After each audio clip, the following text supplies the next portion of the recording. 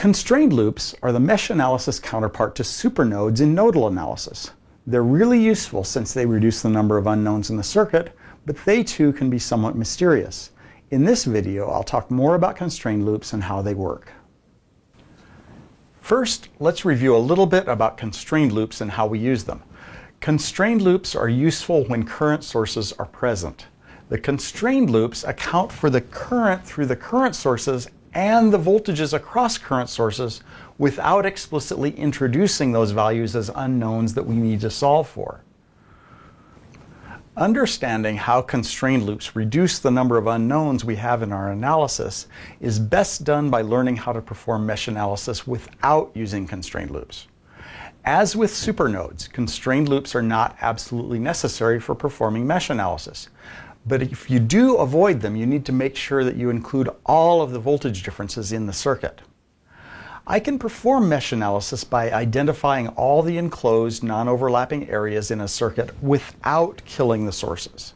For this circuit, if I don't replace the current source with an open circuit, I end up with the three areas shown here. I can then define unknown mesh currents around the perimeters of all three of these areas. If I do that with this circuit, I end up with three mesh currents. Then I can perform KVL around each of these mesh loops, but now some of the mesh loops go through the current source.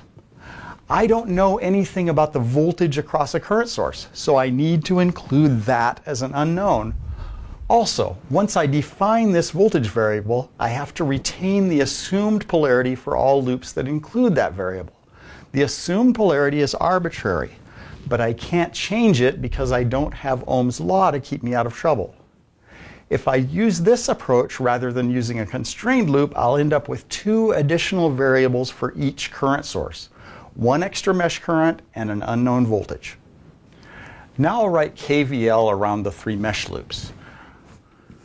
For loop 1, if I start down here, I see negative 10 volts first, so minus 10 volts, plus 1 ohm times I1 minus I2, plus 3 ohms times I1 minus I3.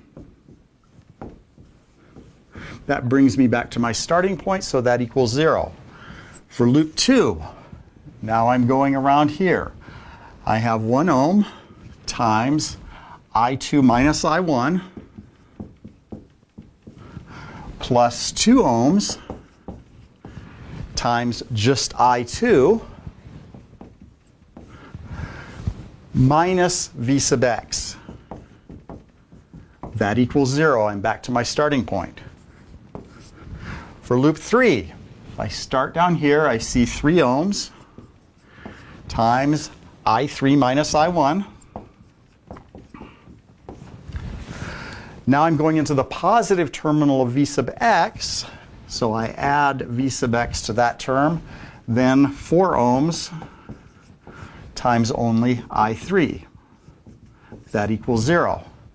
That gives me 3 equations in 4 unknowns, I1, I2, I3, and V sub x. I need another equation. The constraint is that the current going through this element in that direction is known to be 2 amps. So I2 is going in the same direction, so 2 amps is equal to I2, and I3 is going in the opposite direction. I subtract that off. Now I have 4 equations and 4 unknowns. For my second example, I want to write the equations necessary to solve for the voltage V in this circuit. First, I'll write equations using a constrained loop. If I open circuit the current source, this is my only remaining loop. I'll define that as my mesh current I1. This constrained loop accounts for the 2 amp source. It matches the magnitude and direction of this source. Now, if I write KVL around loop 1, I have 3 ohms times I1 minus 2 amps plus 3 volts. I'm entering the positive terminal here, plus 6 ohms times just I1. That brings me back to my starting point, so that adds up to 0. Now my voltage V is equal to 3 ohms. The 2 amp source is entering the positive terminal, so that's a positive contribution, and I1 is negative. Now let's do the same problem without using a constrained loop. Now I have two mesh currents, I1 and I2. For loop 1, I have to define a voltage across the current source. So if I start down here, I see negative Vx first. Plus, the voltage across the 3 ohm resistor is 3 ohms times I1 minus I2. That brings me back to my starting point. That sums to 0. For mesh current I2, I have 3 ohms times I2 minus I1 plus 3 volts plus 6 ohms times just I2. That equals 0. I have 2 equations and 3 unknowns. Now I need a constraint equation. I1 is the only mesh current that goes through my 2 amp source. It's in the same direction as the source current, and its magnitude has to be 2 amps. So I1 is equal to 2 amps. Finally, the voltage V is the 3 ohm resistance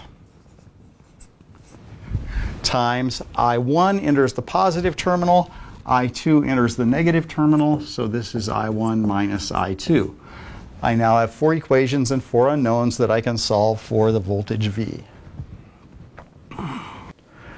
Becoming comfortable with constrained loops is well worth the effort. However, if you want to avoid constrained loops, make sure you properly define the necessary variables and especially keep track of all the voltages. Whatever you do, don't assume that the voltages across the current sources are 0.